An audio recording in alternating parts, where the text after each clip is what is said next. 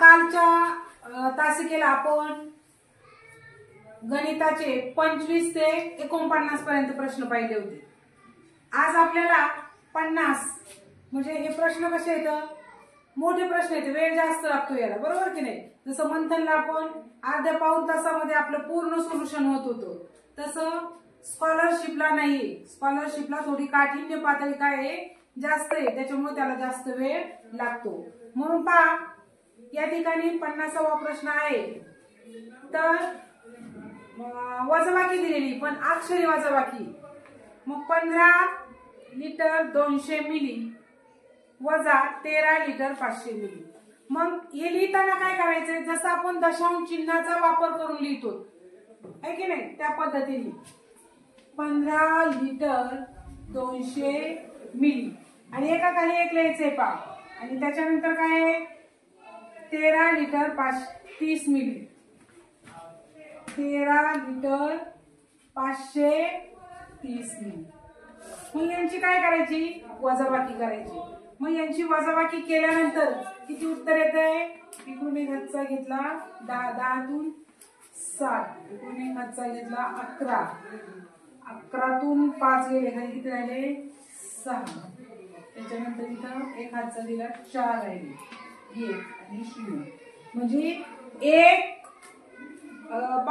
1 litre आणि 670 milli. आता पर्याय क्रमांक 2 मध्ये देखील त्यांनी लिहिलेला आहे काय, 1 पॉइंट म्हणजे 1 दशांश चिन्ह दिले आणि 670 मिली लिहिले। परंतु आपलं हे जे उदाहरण होतं हे कसं होत आहे, अक्षरी होतं, बरोबर नाही। तुम्हाला अक्षर दिले ना, आपण इथं अंकी नंतर मांडले, आणि मग त्या ठिकाणी देखील आपल्याला उत्तर जे द्यायचंय ते काय करायचंय, अक्षरीच द्यायचे। लक्षात आलं।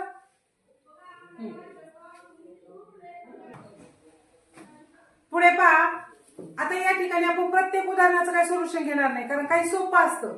आता या ठिकाणी अंकी अक्षरी दिलं होतं, परंतु उत्तर असं आल्यानंतर तुम्ही देखील पर्याय क्रमांक 2 लिहिलं असतं, परंतु त्यांनी उदाहरण कसं दिलंय, आपल्याला अक्षरात दिलंय ना, म्हणून आपण त्या ठिकाणी अक्षरातच त्याचं उत्तर द्यायचंय। लक्षात आलं। काही मुलं पटकन असं करतात आणि असं आलं की पर्याय क्रमांक 2 उत्तर, म्हणजे आपलं उत्तर काय आलंय, हे उत्तर बरोबर आहे पण हे अक्षरात लिहायचंय। लक्षात आलं, त्या गोष्टी लक्षात ठेवायच्या। त्यानंतर खालीलपैकी कोणत्या संख्येला 3 ने निशेष भाग जातो। आता 3 ची कसोटी काय आहे, तर आपण पाहिलेल्या आहेत कसोट्या। 3 ची कसोटी काय आहे, जी संख्या दिली त्याची पूर्ण संख्येची बेरीज करायची आणि त्याला 3 ने भाग द्यायचा आहे।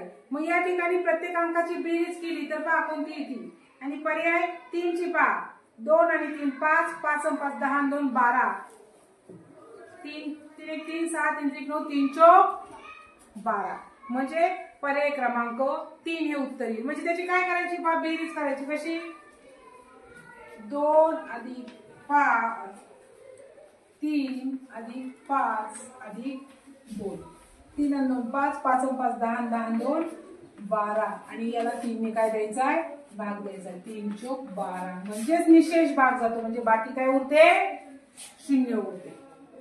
लक्षात आलं। आता हे सोपं आहे, आपण पहिली दुसरी तिसरी पासून हे काय करत आलो, शिकत आलो। त्यानंतर पहा अपूर्णांकाचं सममूल्य अपूर्णांक, म्हणजे त्याच्यासारखाच कोणता आहे ते, तर त्या ठिकाणी पर्याय क्रमांक 3 हे उत्तर दिलेलं आहे। त्यानंतर पुढे पहा 53वा। आता हे व्यवस्थित आपण हे पाहिलेलं आहे। आता पहा प्रणवला त्यांनी 24 या ठिकाणी तुम्हाला एक मोठं उदाहरण दिलेलं आहे। प्रणवला 24,17,300 रुपयाचा फ्लॅट खरेदी करायचा आहे, पण त्याच्याजवळ 7,12,300 रुपये आहे। उर्वरित रक्कम त्याला बँकेतून कर्ज घ्यायची आहे, तर त्याला किती रक्कम कर्ज घ्यावे लागेल। काय करायचंय रे त्या ठिकाणी, तर त्याच्याकडे किती आहे 24,17,300, त्यातून वजा किती करायचे 7,12,300, तर किती उत्तर येईल 17,05,000, किती 17,05,000, म्हणजे त्यांची काय करायची त्या ठिकाणी वजाबाकी करायची। पहा मांडणी व्यवस्थित करायची. 24,17,300 वजा 7,12,300. 0 0 3 0 7 5 एकातून 1 गेला 0 त्याच्यातून जात नाही. 14 14तून 7 गेले 7. इथं 1 राहिला 1 एकक दशक शतक हजार 10,000 लाख 10 लाख म्हणजे 17,05,000. आता त्या ठिकाणी तुम्हाला काय दिलेले 5,030 दिले. पहिलं दिले 17,05,000 दुसरं दिले 17,50,000 आणि मग तुम्ही जर हा शेवटचा व्यवस्थित जर अंक वाचला नाही 5,50,000 जर केलं तर उत्तर बरोबर दिलेलं असून काय होतंय चुकीचं होतंय. म्हणून त्या ठिकाणी पर्याय क्रमांक 1 हे उत्तर येईल. त्यानंतर वजाबाकी दिलेली पहा. आता वजाबाकी आपण सहज करतो जशी आपली आहे तशी आहे की नाही. परंतु या ठिकाणी काय दिलंय 12 तास 18 मिनिटे. बघा 12 तास 18 मिनिटे आणि पुढे दिलंय 6 तास वजा 6 तास 45 मिनिटे. आता ही वजाबाकी कशाची करायची आपल्याला 12 तास म्हणजे आपण घड्याळ शिकलो की नाही मग त्याची वजाबाकी आता आपण सहज करतो. इकडून हातचा घेतला आणि झालं. आता ही वजाबाकी करताना सगळ्यांनी व्यवस्थित लक्ष द्या. पहा कशी करायची वजाबाकी. तर या ठिकाणी 8तून 5 गेले खाली किती राहिले 3 राहिले. बरोबर आपण सहज अशी वजाबाकी त्या ठिकाणी करतो. तर काय करायचं आपण पहा एकातून जात नाही म्हणून इकडून हातचा घेतला बरोबर ना. मी इकडून हातचा घेतला की लगेच इकडे कमी करतो. परंतु ही 7 अधिक 18 किती झाले रे 60 मिनिटं का घेतले. इकडून 1 तास घेतला. 1 तासामध्ये किती मिनिटं येतं 60 म्हणून 7 आणि 18 एकत्र केल्यावर किती झाले 78. किती झाले 78.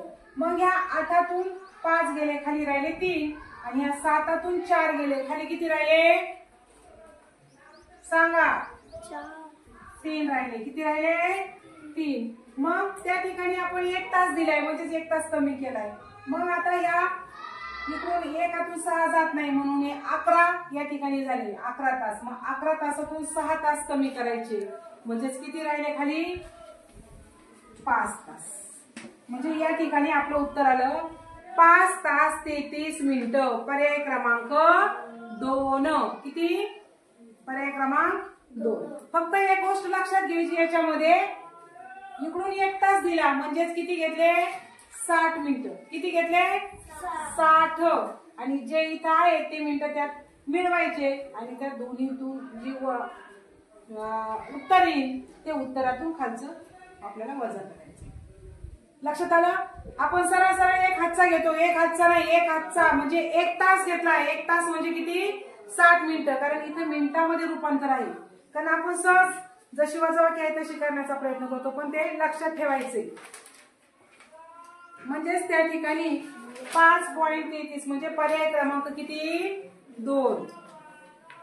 त्यानंतर 90च्या सर्व विभाजकांची बेरीज किती. आता 90चे विभाजक आपल्याला माहिती येतं 1 90 2 45 3 30 मी तुम्हाला सांगितले आहे विभाजक कसे काढायचे ते. मग त्या सर्वांची बेरीज करायची. मग किती येते बेरीज 234. पर्याय क्रमांक 4. पुढे पहा 56वा दिलेला अपूर्णांक चढत्या क्रमाने मांडल्यास शेवटून दुसऱ्या अपूर्णांकाची दुप्पट किती. आता काय करायचंय आपल्याला चढत्या क्रमाने मांडायचं आहे. मग आता या ठिकाणी छेद काय केलेले आहेत वेगवेगळे दिलेले आहे.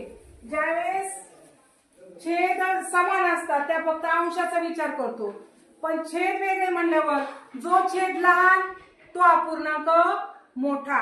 म्हणून या ठिकाणी चढता क्रम सांगितलाय. चढत्या क्रमाला अगोदर आपण छोटा अपूर्णांक घेतो म्हणजेच या ठिकाणी छोटा कोणता आहे सगळ्यात 1/8 1/7 1/5 1/4 आणि 1/2. आता तुम्ही म्हणता हा कस काय मोठा आहे छोटा आहे आणि हा कस काय मोठा कारण चढत्या क्रमाला आपण आधी कोणती संख्या घेतो छोटी संख्या घेतो बरोबर ना. परंतु या ठिकाणी आपल्याला हा छोटा अपूर्णांक 1/8, कारण छेद काय आहे तर प्रत्येकाचे वेगळे आहेत ना, सगळ्यात मोठा अपूर्णांक आहे का, तर ज्या वेळेस छेद समान नसतात त्यावेळेस जो अपूर्णांक छोटा तो अपूर्णांक मोठा असतो, लक्षात ठेवायचे, कळलं. त्यामध्ये काय करायचे, आपण काय विचारले की दुसऱ्या अपूर्णांकाची दुप्पट किती, शेवटून दुसऱ्या अपूर्णांकाची दुप्पट किती, मग याची दुप्पट काढायची, म्हणजेच किती येईल 1/4 गुणिले दुप्पट म्हणल्यावर 2. मग त्या ठिकाणी आपल्याला दुप्पट विचारली, बे 1 बे, बे 2 4, म्हणजेच 1/2 ही काय आली आपली दुप्पट आली, लक्षात आलं. आता पुढे पहा, सरळ व्याजाचं उदाहरण आहे. या ठिकाणी मुद्दल म गुणिले द गुणिले क हे छेद 100 हे आपलं सरळ व्याजाचं उदाहरण. हे आपण व्यवस्थित सोडवलेलं आहे, घेतलेलं आहे, त्यामुळं त्याचं उत्तर येतंय पर्याय क्रमांक 5. या ठिकाणी जर पाहायचं म्हणलं, हे समजलं सगळ्यांना.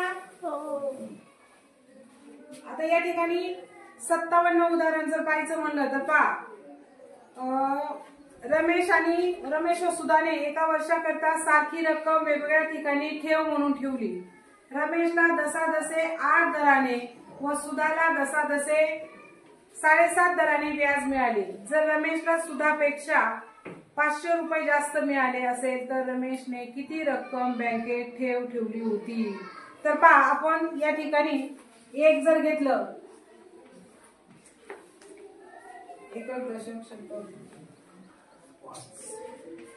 तर याचं उत्तर काय येतंय 1 लाख येतंय. म्हणजे म गुणले द गुणले क हे करायचंय आणि त्या पद्धतीने छेद 100 घेऊन त्याचं सरळ व्याज काढायचंय. तर पर्याय क्रमांक 1 लाख हे उत्तर त्या ठिकाणी येते. पुढे पहा 58वा, रिकाम्या चौकटीत येणाऱ्या योग्य उत्तराचा पर्याय निवडा. तर त्या ठिकाणी कोणती संख्या घेतल्यानंतर त्याचं उत्तर 59,896 येतंय. तर पर्याय क्रमांक 4 हे घेतल्यावर त्याचं उत्तर काय येतंय 59,896. त्यानंतर पुढे पहा, ऋतूच्या जवळ काही रक्कम होती, त्यापैकी प्रत्येक विद्यार्थ्याला 50 रुपये याप्रमाणे 47 विद्यार्थ्यांना वाटले असता तिच्या जवळ 37 रुपये बाकी राहिले. तर ऋतूच्या जवळ किती रक्कम होती. आता हे थोडस डोक्याला चालना देणारं उदाहरण आहे की नाही. तर काय करायचंय, प्रत्येक विद्यार्थ्याला 50 रुपये याप्रमाणे 47 विद्यार्थ्यांना वाटले. मग 50 गुणिले 47 काय करायचंय 50 गुणिले 47. मग या ठिकाणी त्याचं उत्तर किती येतंय 2350 रुपये. पण त्या ठिकाणी बाकी किती, तिच्याजवळ बाकी किती उरली 37 रुपये. मग हे त्या ठिकाणी त्याच्या 37 मिळवायचे आणि त्याची बेरीज करायची. 7, 8 आणि 23. पर्याय क्रमांक आहे का 2 आहे. पा 2387 रुपये. आता पुढे पहा, पुढचं सोपं एकदम. 2 लक्ष म्हणजे 2 लाख अधिक 13,000 अधिक 72 शतक अधिक 38 दशक आणि 13 एकक. फक्त याची मांडणी जर व्यवस्थित केली एकाखाली एक तर ते व्यवस्थित उत्तर चुकत नाही, आपलं बरोबर येते. त्या ठिकाणी पर्याय क्रमांक 1 हे उत्तर येते. त्याच पद्धतीने दुसरा आहे 2 दशक अधिक 3 एकक अधिक 5 शतांश अधिक 8 दशांश बरोबर किती. ही पण त्याच पद्धतीने बेरीज, कारण बेरीज आपण पहिलीपासून शिकत आलो त्याच्यामुळे त्या सोप्या प्रश्नाला वेळ न घालवता पुढचं घेणार आहोत आपण. तर त्याचं उत्तर येतंय पर्याय क्रमांक 4 23.85. 62वा प्रश्न, खालील पर्यायापैकी कोणता पर्याय अयोग्य आहे ते ठरवा. तर 1 रिम बरोबर किती कागद असं विचारले. तर त्या ठिकाणी कोणता पर्याय अयोग्य आहे तर 1 दस्ता बरोबर किती, ते पण त्याचा तो पण घटक व्यवस्थित आपण घेतलेला आहे. त्या ठिकाणी पर्याय क्रमांक 3 हे उत्तर येते 480. आता त्यानंतर 2 संख्यांची बेरीज 39.62 आहे. जर एक संख्या 1.259 असेल तर दुसरी संख्या कोणती? तर यांची काय करायची आहे? वजाबाकी करायची. आणि यांची वजाबाकी करताना पा मांडणी कशी करायची त्याची. दशांश चिन्ह दिले त्या ठिकाणी पा 39.62 आणि पुढे दिले 1 दशांश चिन्हाच्या खाली दशांश चिन्ह घ्यायचं. 1.259 आणि वरती जे आहे त्या ठिकाणी 0 द्यायचं आहे कारण मांडणी चुकत नाही. आणि त्या ठिकाणी त्यांची काय करायची? मग आपल्याला वजाबाकी करायची. पा 10 तून 9 गेले 1 इकडून 1 हातचा घेतला इथं 5 राहिले 1 राहिला इकडं हातचा दिला. 11 तून 5 गेले 6 5 तून 2 गेले 3 आणि 9 तून 1 गेला 8 38.361 पर्याय क्रमांक 3. त्यानंतर पुढे पहा 64 दसा दसे 7 दराने 5,000 रुपये मुदलावर 3 वर्षाचे व्याज किती रुपये होईल? काय? म गुणिले द गुणिले क म्हणजे काय? मुद्दल गुणिले दर गुणिले काळ. मुद्दल किती दिली? 5,000 म्हणजे या ठिकाणी काय करायचं आपल्याला पहा.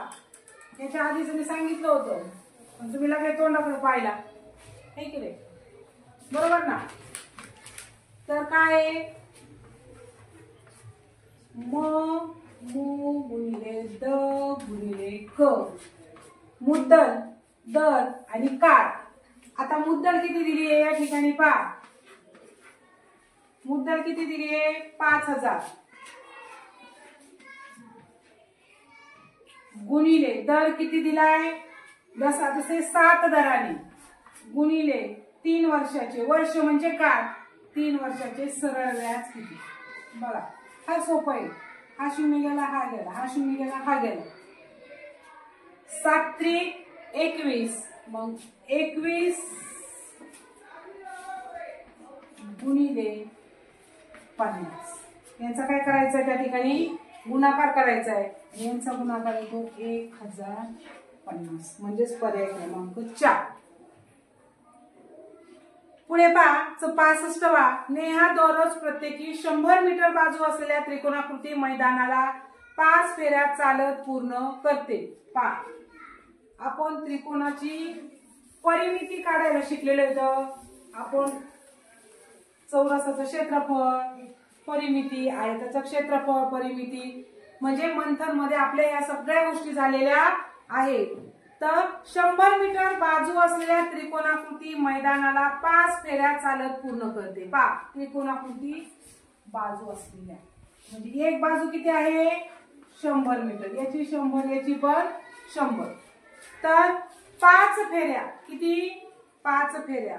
मग याची परिमिती किती येते? तिन्ही बाजूंची बेरीज म्हणजेच किती येते? 300. मग किती फेऱ्या मारल्या या ठिकाणी? 5. आणि तर ती एका आठवड्यात मैदानाभोवती किती अंतर चालत पूर्ण करते? मग एका आठवड्यात एक आठवडा किती दिवसाचा राहतो? 7 दिवसाचा. मग 7 5 35 300 गुणिले 35 यांचा जर गुणाकार केला तर आपला गुणाकार येतोय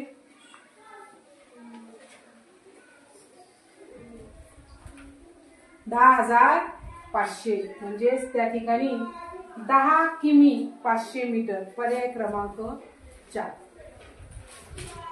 आता खालील पदावलीचे योग्य उत्तर असणारा पर्याय निवडा. तर कशाचं योग्य उत्तर आहे? तर पहा पहिलंच पाहू आपण 24 - 12 अधिक 3 गुणिले 5 बरोबर 27. आता आहे का याचं बरोबर उत्तर? बघू आपण. तर त्या ठिकाणी कंस भागुबेव या ट्रिकचा पदावली सोडवताना वापर करायचा आहे. तर त्या ठिकाणी आपल्याला कंस दिलेला नाही भागाकार नाही. मग भागुबेव म्हणजे गुणाकार करायचा आहे आधी आपल्याला. मग किती? 5 त्रिक 15 अधिक 12 वजा 24. 12 आणि 15 किंवा 24 मधून 12 गेले 12 राहिले खाली काही मुलं असं करतात आणि 15 किती आले 5 9 7 2 1 1 2 27 आलं का उत्तर. त्यानंतर पुढच्या याचं पहा 14 उत्तर येते त्यांनी 2 दिले. त्याच्या पुढच्याचं 182 उत्तर येते त्यांनी 176 उत्तर दिले आणि त्याच्या पुढच्याचं 38 उत्तर येते त्यांनी 32 दिले. म्हणजे पर्याय क्रमांक 1 याचं उत्तर काय आहे बरोबर आहे. पुढे 67 प्रश्न खालीलपैकी कोणत्या कोणाचे माप 300 अंशाच्या 104 पटीपेक्षा कमी असते. म्हणजे त्या ठिकाणी काय करायचे पहा काय आहे उत्तर.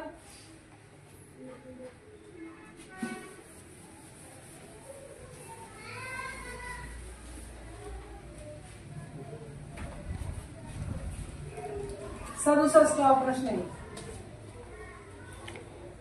कोणत्या कोणाचे माप 380 अंशाच्या 104 पटीपेक्षा कमी असते. काय करायचे गुणिले 104 आणि या ठिकाणी 4 1 4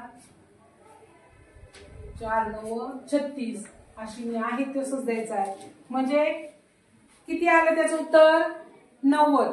90 अंशाचा काय असतो काटकोन. मग 104 पटीपेक्षा कमी असते म्हणजे 90 अंशापेक्षा कमी असते. म्हणजे 90 अंशापेक्षा कमी असताना कोणाला काय म्हणतो लघुकोन. म्हणून पर्याय क्रमांक 3 हे उत्तर त्या ठिकाणी येईल.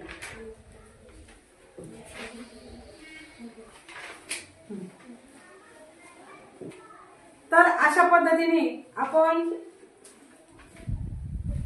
किती उदाहरण पाहिले 67 उदाहरणापर्यंत पाहिलेलं आहे. तर याच्या पुढचं आपण पुढच्या तासिकेला घेऊ कारण हे व्यवस्थित समजून घ्या सगळे उदाहरण त्याच्यावरच्या क्रिया करा आणि त्या ठिकाणी जर एखादं अडचण असेल तर त्याचा पुन्हा पुन्हा सराव करा.